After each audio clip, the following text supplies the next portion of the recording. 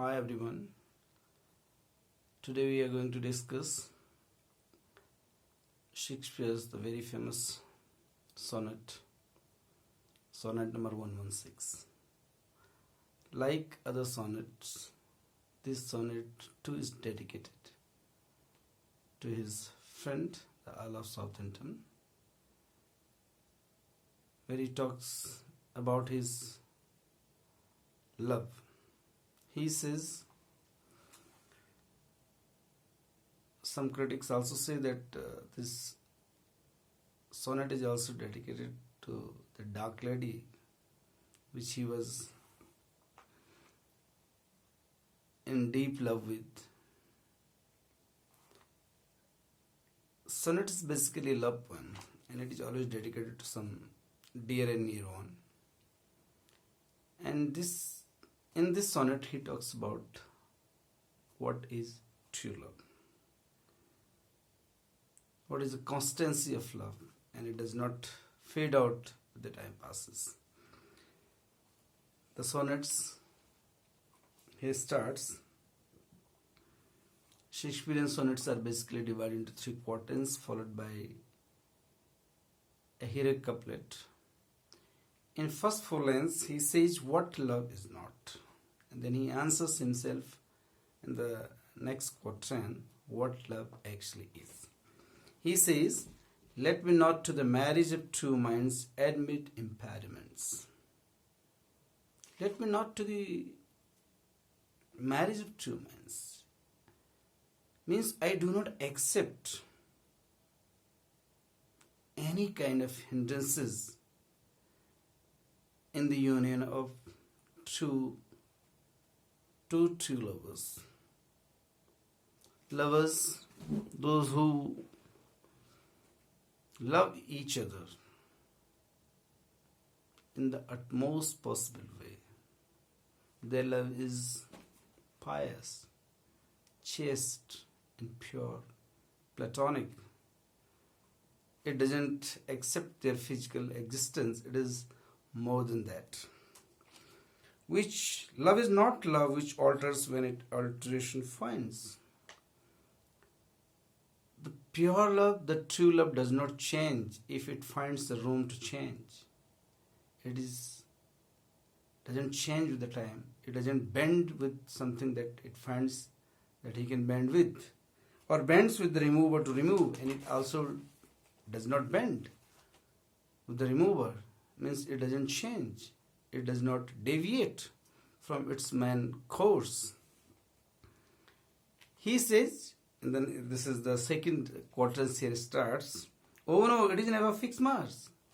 In the first quatrain he said what actually the love is not. And here he says what actually the love is. He says love is like a north star that is fixed at one place. And not only fixed, it also guides so many others, wandering barks, the ships, the boats, those who are just wandering because of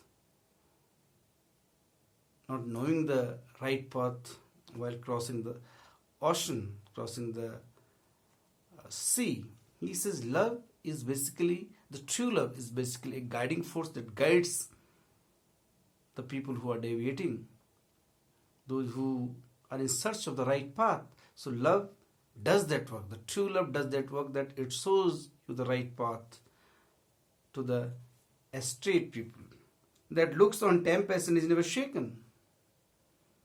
Means North Star is fixed at one place and it sees so many tempests, so many storms, but in itself it is never shaken, it is never dwindling, it is always fixed at one place.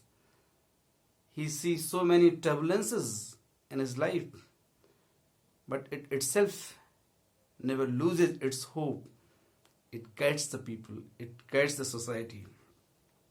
It is a star to every wandering bark, and it does the work of like a guiding force, like a torch bearer to all others who are in search of the right path. Whose worth is unknown, although his height be taken. Even the worthiness of a fixed star is unknown to many of the people, but at least the people know about the height it possesses. Likewise, true love. The power, the importance of true love is not felt by everyone, but still the people know what actually the true love is. He again becomes very philosophical in the last quatrains. Love is not time's fool. The true love is not something that can be destroyed in the hands of the time. Time cannot kill the true love. Though rosy lips and cheeks within his bending sickle's compass come. Yes, he says, physical love can weaken with the time passes. As he says, rosy lips and cheeks, they may come under the effect of the time, because he says, he has just used a very strong metaphor here. Bending skill, it's like a bending sickle, and everything that comes under it gets withered. But true love is something that cannot come under. Yes, physical love can weaken, it can fade out with the time, but true love is always constant. It is platonic, so that's why it doesn't fade out. It is always beyond the clutches of the time. Within his bending skills compass come, love alters not with his brief hours and weeks. The true love cannot be weakened by the months, by the years, by the decades and the centuries. It is always mature, and it becomes matured with the time continues. So he says, true love cannot fade out with the separation by the lovers, by the friends, if they are not physically in contact of each other. It is beyond the physical existence. The true love is the union of, it is the marriage of the hearts. And the last heroic couplet, it says, if this be error and upon me proved, and whatever I have said all by now, and if all these things are proved upon me, then I would say, I have never written any poem so far. No man ever loved, and nobody has loved anybody truly, if all these false assumptions are said to be proved upon me. So in such a way he finishes that.